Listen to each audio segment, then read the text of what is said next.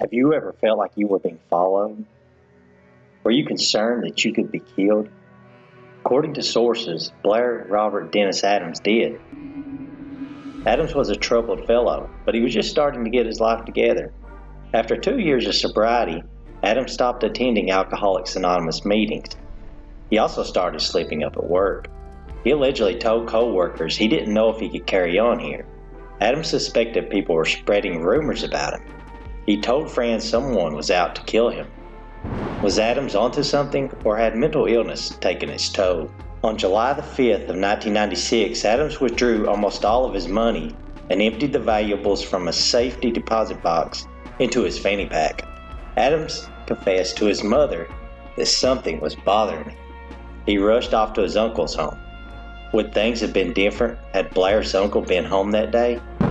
Blair attempted to board a ferry from Victoria to Seattle on Sunday morning. United States immigration officials suspected that Blair may have been a drug dealer.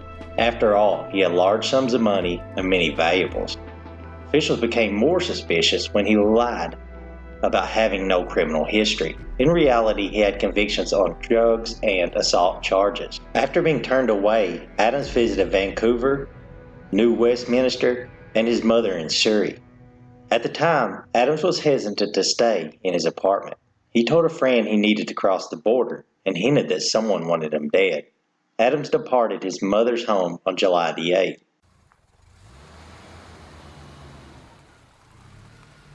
Sandra Edwards claimed her son wanted to attend the 1996 Summer Olympic Games in Atlanta. Adam was caught in a dangerous cycle.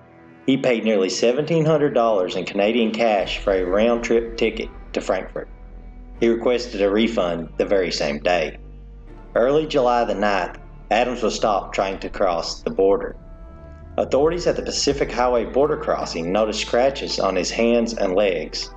They believed he might have been an auto theft suspect. Without enough evidence to hold Adams, authorities were forced to let him go. Was it a strike of luck, or the worst thing that could have happened? Adams wasn't ready to give up just yet. He rented a Nissan Altima at the Vancouver International Airport. The third time was a charm. He managed to cross the border into Seattle. There, he caught a flight to Washington, D.C. He arrived at the international airport on July the 10th. He rented a Toyota Camry around 6:45 a.m. and headed towards Knoxville. This would be the last trip he would take. In Troy, Virginia, Adams backed into another man's vehicle. The man told detectives that Adams was nice enough but seemed to be in a hurry. Finally, the 31-year-old arrived in Knoxville. He was sighted at a gas station on Strawberry Plains Pike. The clerk called for a mechanic after Adams was unable to find the key to the Toyota Camry. After the mechanic arrived, Blair was taken to the nearby Fairfield Inn. He forgot his bag in the vehicle. The mechanic returned it before going home. The man went on to say that Blair's mind wasn't functioning correctly for some reason. At the motel, the strange behavior continued. Blair went in and out several times before finally purchasing a room at 7 p.m. He left without collecting his change and never returned. He left nearly $50 behind. There were 2 possible sightings of Blair, but they were ultimately ruled out. 2 women thought they saw Blair at the nearby Cracker Barrel with another man who was never identified. Their stories offered different opinions as to the man's appearance.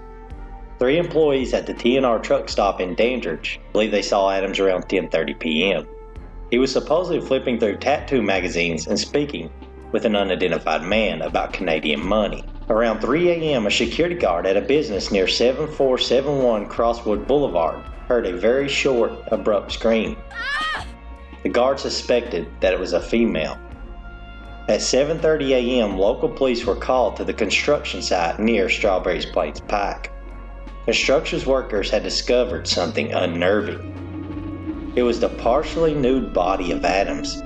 The killer made no attempt to hide the body. Blair had a defensive wound on his hand, and his body was surrounded by blood. His shoes, socks, and jeans had been removed. His green duffel bag was missing. Hundreds of dollars in U.S. and foreign currency were left behind. Adams' fanny pack was stuffed with gold. It was left untouched. Surprisingly, the toxicology report concluded that Adams had no signs of alcohol or drugs in his system when he died. As for the missing car key, it was discovered just 10 feet from Blair's body. One of his hands was cut deep and blackened. Inside that hand, detectives found a long strand of hair belonging to someone else. Who? It was a real whodunit. Even in recent times, detectives were unable to match that DNA to anyone. Pieces of rebar from the construction site were tested. Still, the murder weapon was never discovered. There were many theories, but no definite answers. Some pimps and prostitutes were considered suspects. Adams was involved in a sex act in a vehicle. A struggle ensued before Adams was hit in the head and thrown into the road. The vehicle's bumper slammed into Adams' stomach, causing his death. This is just one theory. Former Knox County Sheriff Jimmy Jones said Adams had defensive wounds, but there were no signs of sexual activity. He believed robbery was the motive. Jones suspected that prostitutes, a truck driver, or a transient were involved. Some doubt this theory. After all, a lot of valuables were left behind. In the end, there were more questions than answers. Why did Blair travel to Knoxville, Tennessee? Was he there for a reason, or was it just a matter of circumstance? Did Adams have a premonition that his life would soon end? Was he the victim of an attack inspired by sex?